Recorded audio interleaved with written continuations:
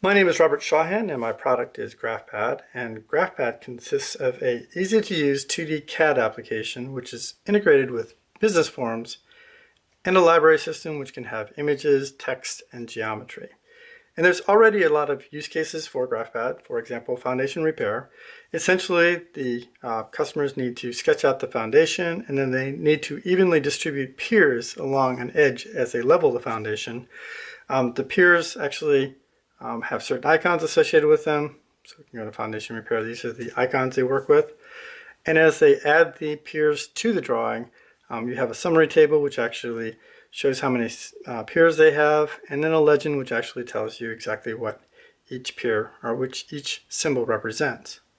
Another use case is going into scaffolding. I don't have any current users of the scaffolding feature, but same thing. Essentially, they need to have an icon which represents a set of scaffolding.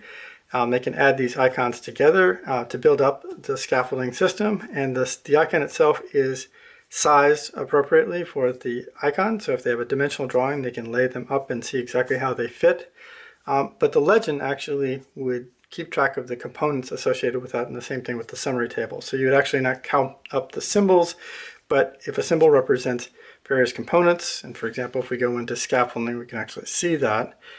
So for example, this two-story scaffold, if we edit that, we can actually see it consists of crossbars, scaffold frames, and footpads. And so as we add those in, the summary table actually counts those up and not the symbols themselves. And another great example is, for example, windows and doors. If you have to capture those measurements, as you go through a house, you can then actually add a symbol, and I'll go to the Windows library. And so we can just drop that icon in, put it into our drawing, and it actually prompts us for the measurements. And so, for example, there's a lot of use cases. If, for example, you're fitting a house for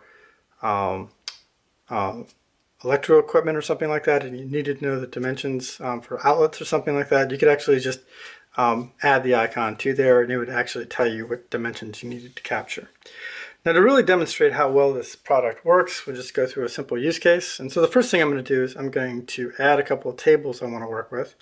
And these tables are user defined as well. And so in this case, I've defined a summary table and a legend. And now, just demonstrating how easy it is to work with, we can just draw out a wall or something like that. We can add our dimensions to it. And we can really see how easy the product is to work with by just kind of modifying it. And so we can actually do a selection area, and we can see how quickly the dimensions automatically update. We can be very accurate by translating a specified offset, or we can duplicate lines, etc.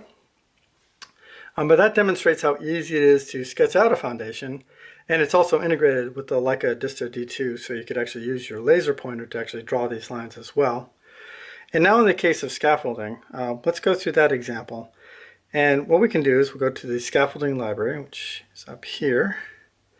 And now, let's see, we're at 30 feet. So if we add a scaffolding section, we can see the icon is actually sized appropriate to the scale of the drawing. So if you change the scale and you drop the icon in, it would still be the correct size.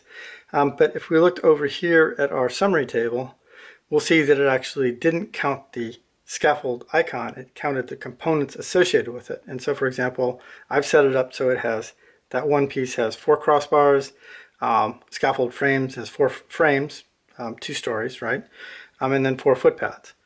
So as we add our icons, or as we build up our scaffolding, and we'll see also in the legend we have the same thing. So a double complete scaffold, again, shows the components with the attachment. We would see that that particular item, and we could mark it so it's easier to visualize, but these are simply for this demo. We can actually see that those are the components that are added as well. And so the table is being updated, and now we can build up a set of scaffolding and then rotate it into position.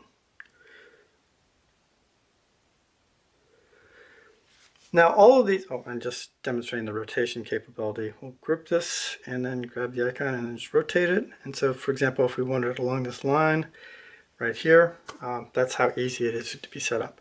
And the nice thing is if we had another scaffolding set up and we tried to put it in a position and it would conflict in the real world, we'd actually see that in the drawing as well. So that shows the general features of it. Now, in order to create these items, that's also very easy as well. So let's say we wanted to create something that had that same capability, and we're just going to make it as a square right here, but we'd want it to be the proper size. Okay, so say for example, we'll just show the, so we want it to be 14 feet, and it shows how you can actually create something pretty easy. Now we wanted to create a symbol that we would use this to represent. We could put a giant 2 in the center of it as well. So I'll put in a 4 just to be different. Change that to 80 sounds good. All right, so sorry, I did not want to do that. Okay, so let's say for example this is what we wanted our symbol to be. Then all we'd have to do is select the symbol, go over here and say create symbol. It drops it into one library, but now we actually see we can drop that into our drawing. Okay, and we could actually, it would automatically have those attachment points, so it's going to snap into alignment.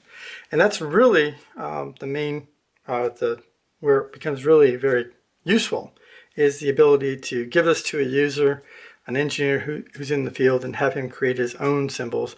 Or you can send an entire library system and say this is how we want to capture these measurements and distribute it across all your iPads.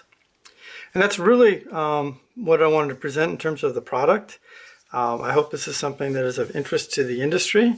I think there's a lot of other use cases, and that's the whole reason why I'm reaching out to people at this point, is to find other companies and groups that have a use for my product.